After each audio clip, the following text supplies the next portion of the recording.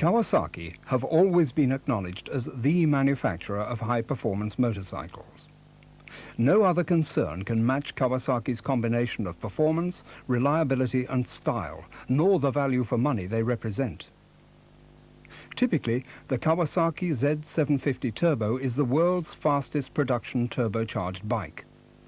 Kawasaki is an engineer's company, and it shows.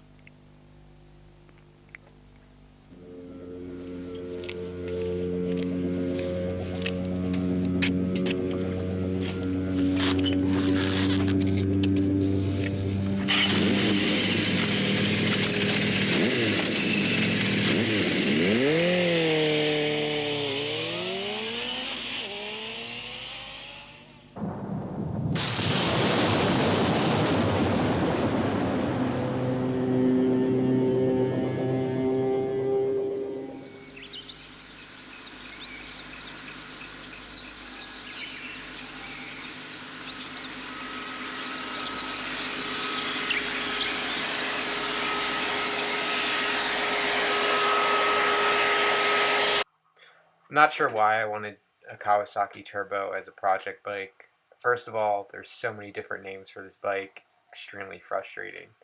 Kawasaki GPZ 750 Turbo, Kawasaki GPZ Turbo, Kawasaki ZX750 E1/E2 Turbo.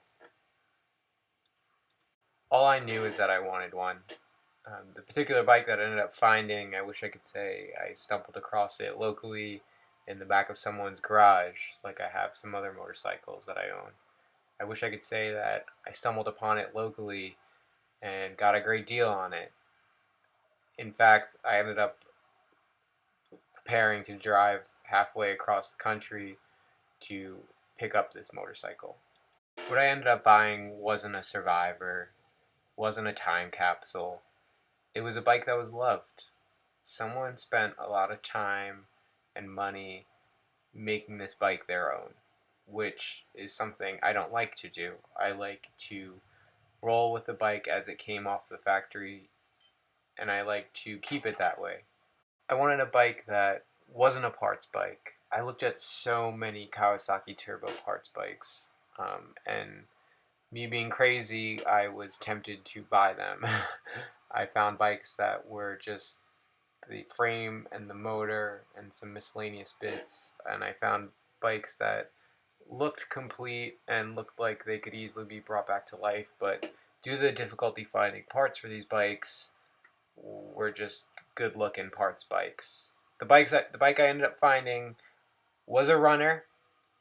It runs, but I think it needed a lot of mechanical work to be safely run, specifically work related to the turbocharger and work related to the clutch, but it did run, and it ran well. But this being a restoration series, it needed work. Later in the video, I'll go into the problems with the bikes, but this episode is just going to be an introduction to the bike and just a brief overview of the work that needs to be done. During the video, my commentary, I refer to things the former owner did. Just like to note that the previous owner didn't do much work. I just bought it from him. Very nice guy, as I'll explain later, but 2 owners ago was the owner of the bike that I believe did most of the work and modifications to the bike. Special thank you to the Kawasaki GPZ 750 Turbo forum. I mean, I can't say enough nice things about the people on there. I actually found this bike due to one of the forum members reaching out to me. So big thank you to Doug. Big thank you to Charlie for telling me that bikes were just part bikes.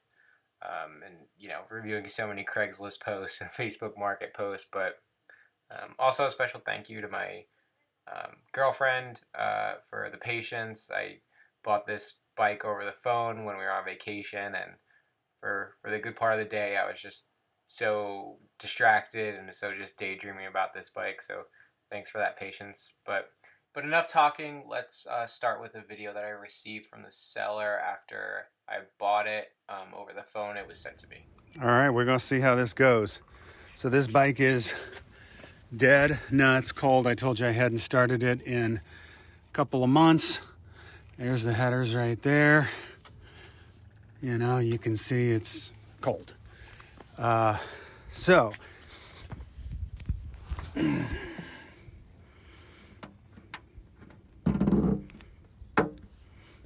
okay, I don't even really know which way this choke goes.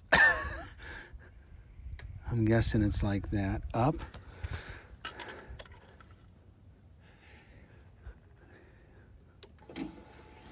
There's this.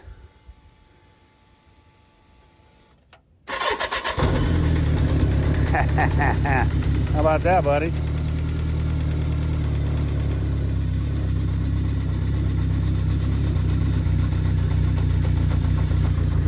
The choke is now off already.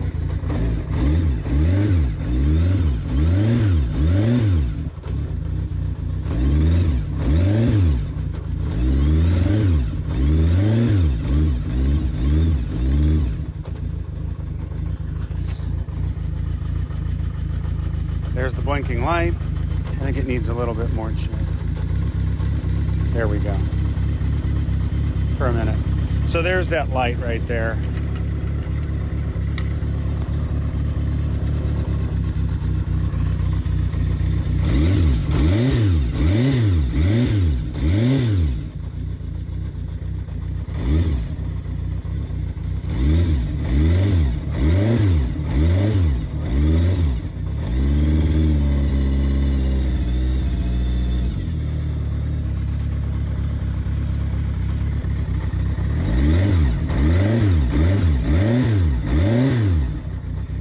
And it's smoking a little bit. I can smell it and see it.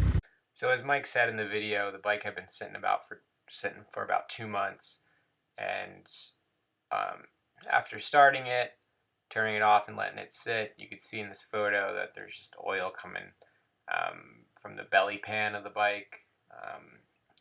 But I think it was the check valve. Mike reached out to me and he was like, "Hey, this bike's leaking oil. It's not a big deal." I spoke to Charlie from Evergreen Turbo Company, who I'll introduce in the next video. But he's like, "Yeah, it's not. The bike's okay. You just gotta get this check valve. I'll knock $300 off." And just totally nice and upfront. I barely had cell service, and I think I might have dropped the call, and I got so worried that Mike thought I was ghosting him or backing out from this. It's very common on these bikes for the bike to leak oil, especially from the turbocharger, because the turbocharger is mounted at the lowest point of the bike, so all the oil wants to go to that lowest point. And if you have a bike with bad seals or a bad check valve, you'll get oil coming out of there. Most members in the turbo community will actually prop up the front wheel. You can see in this photo, Mike has the bike on a board, which helps sort of shift oil away from that turbo because it's no longer the lowest point. But it's also indicative of a problem with the check valve. So that was something that I would need to do, which wasn't a problem. I was already sold on the bike. But it could also be a problem with the turbo, which I wasn't so sure of yet. Can't say enough nice things about Mike, the former owner of the GPZ. I live in the New York City area.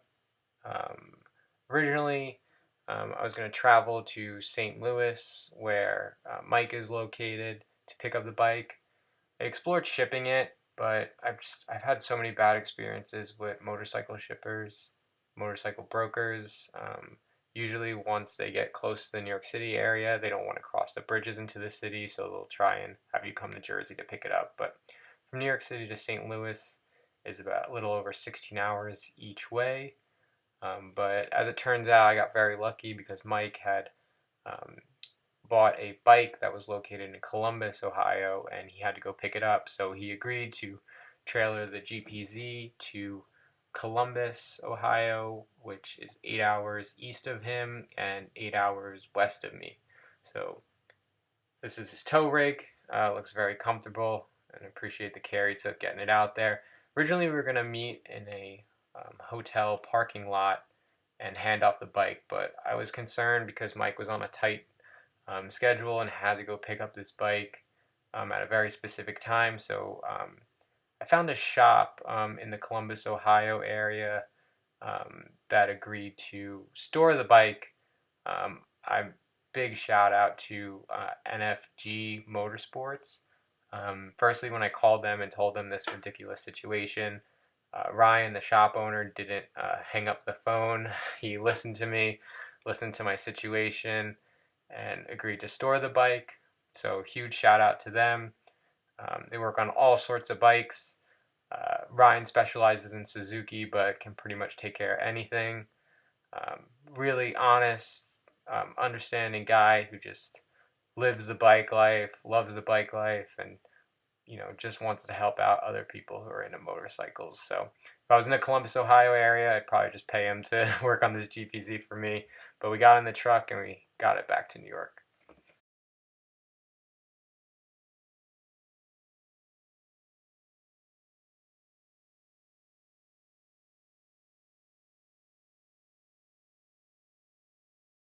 This is my first time really getting a look at the GPZ in the light, and it's just such an amazing package, especially where the turbo lives and where all the magic happens.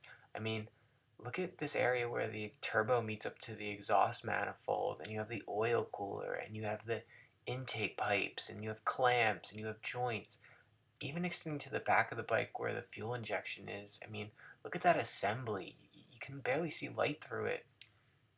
I mean, besides the boost gauge, this is all pretty standard GPZ stuff, but it's going to take a lot of work to sort of freshen this up and clean up those plastics. I mean, some of them are just cracked and broken, so I'm just going to get new ones. But yeah, it's going to take a lot of work to clean this up. One of the things I'm most excited about is getting the proper tail on there and getting the original fender installed with the turn signals and brake light mounted to it. This bike was missing the side panel, but for the most part, it's pretty much all there. There's a lot of stuff that isn't OEM, and we're going to fix that over the next couple of videos. It's amazing for how ugly this bike is, just how good a shape all the plastics are. No major cracks or dents or dings.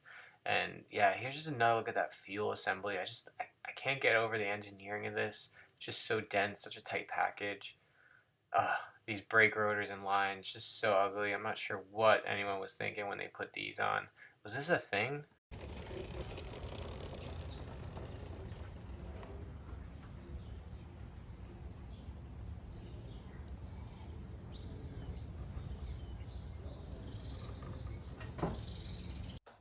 Why did I want a turbo? Well, my dad had a turbo. It was a Kawasaki GPZ 750 turbo, just like this one. I don't know if it was an 84 or an 85. I don't think there's much differences between the 2 years. But he had a turbo, and he had it for a couple days, and someone stole it while it was parked out in front of his house. He never really got to enjoy it.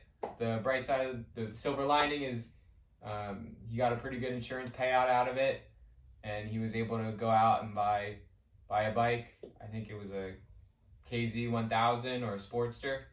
But I just thought it would be really cool to buy a bike that my dad had and was only able to experience for a little bit, and fix it up, restore it, and make it look like new, and let him experience it. It's my bike. I'm going to spend most of the time on it, but I just thought it'd be cool.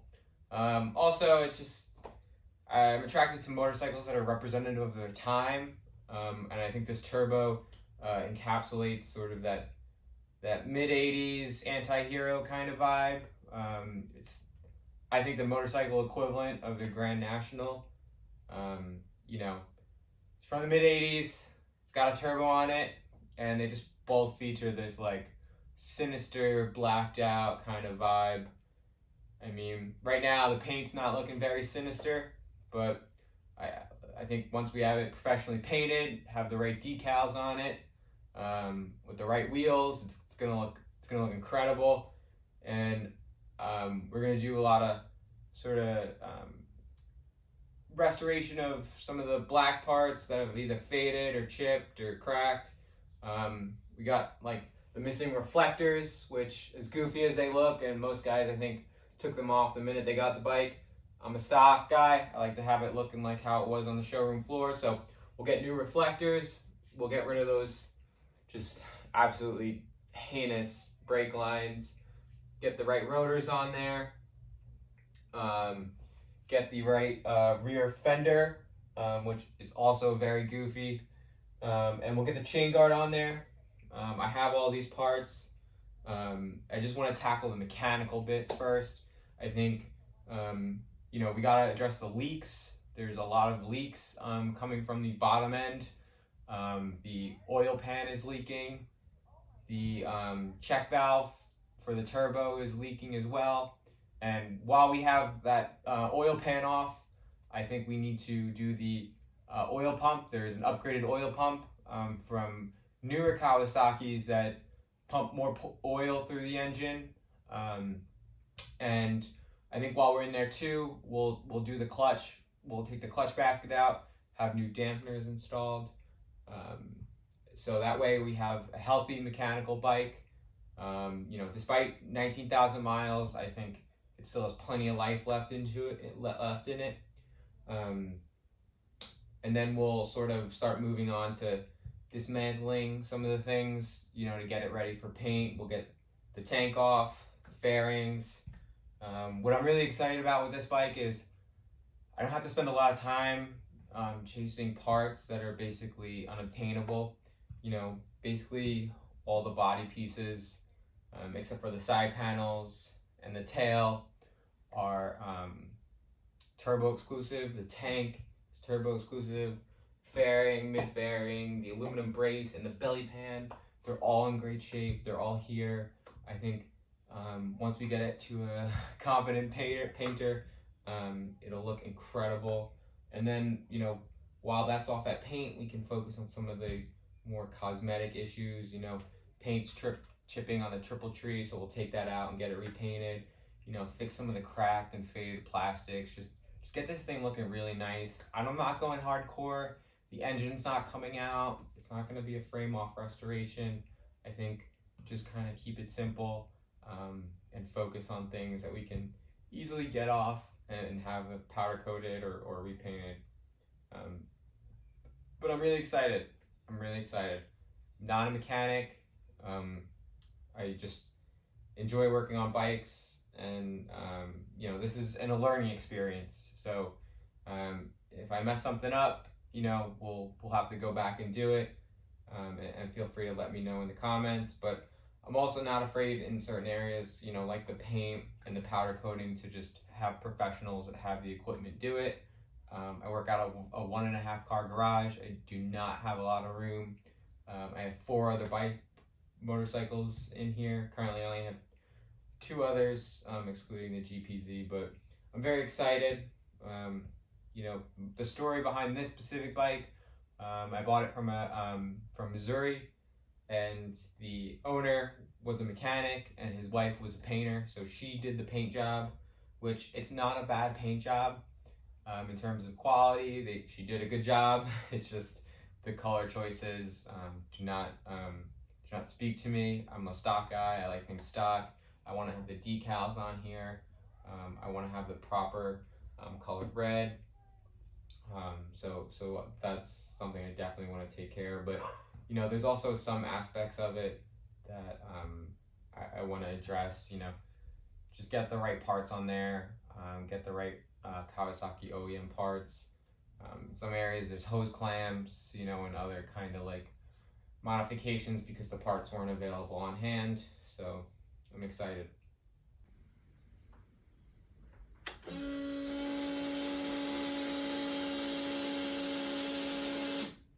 Yeah, I'm not sure if that's what 80s fuel pump technology is supposed to sound like. The tank does have a liner, so I'm a little concerned that there is contaminants getting inside the fuel pump and that this filter stopped doing its job a very long time ago. Not sure if that's just normal discoloration though. This bike does have some electrical gremlins. All the signals work. The fuel gauge does not work, which is that red warning light that is flashing. I believe that's connected to it. But the turn signals work. The brake light works.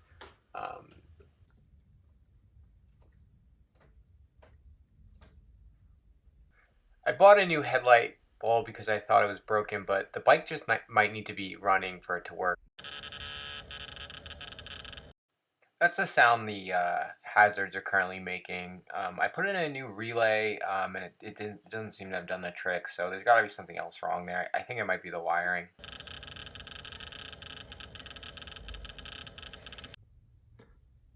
I was told by the previous owner that the boost gauge does not work, and if you got a turbo, you gotta have a boost gauge.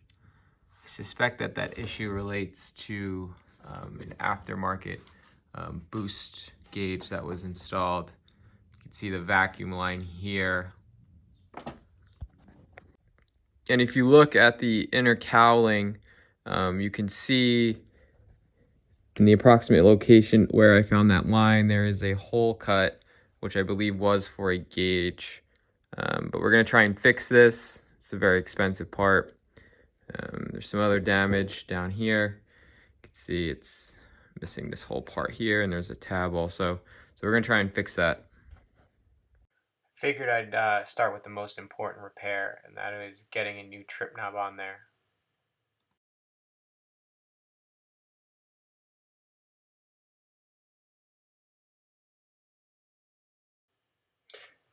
Really proud of myself for this one. Good job, Chris. So that's my project. I think this is a great bike. This is a great foundation for something. Like I mentioned, all the parts are there. It's just going to require some mechanical work and some mostly cosmetic work. But in the next episode, we're going to start on the mechanical work. We're going to get all the body panels off except for the tank, the tail, and the fairing.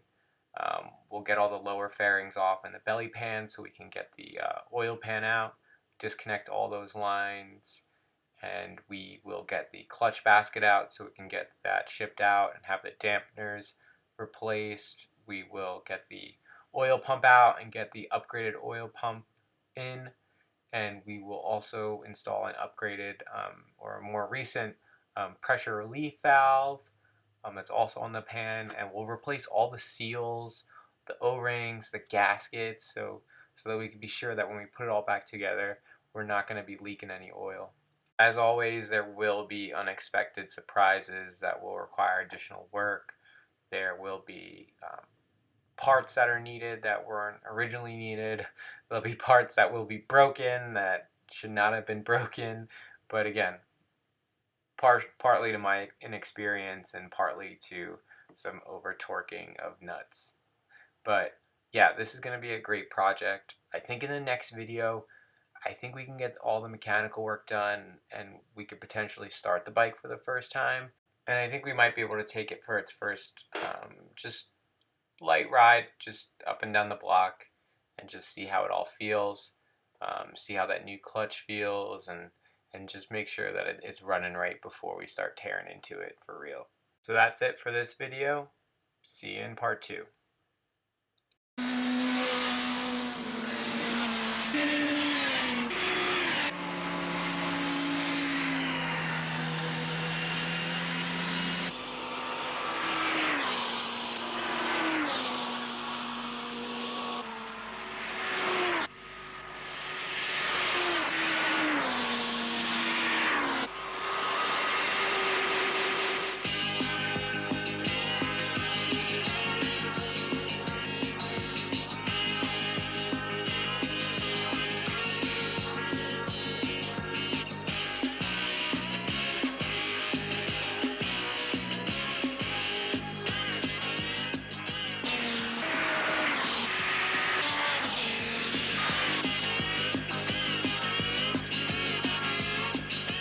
Having worked patiently to perfect design and performance characteristics, we have proved once again that Kawasaki delivers.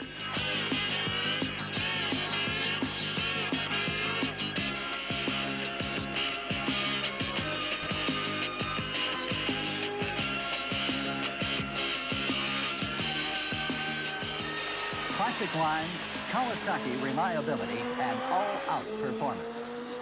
The Kawasaki 750 Turbo, built for speed.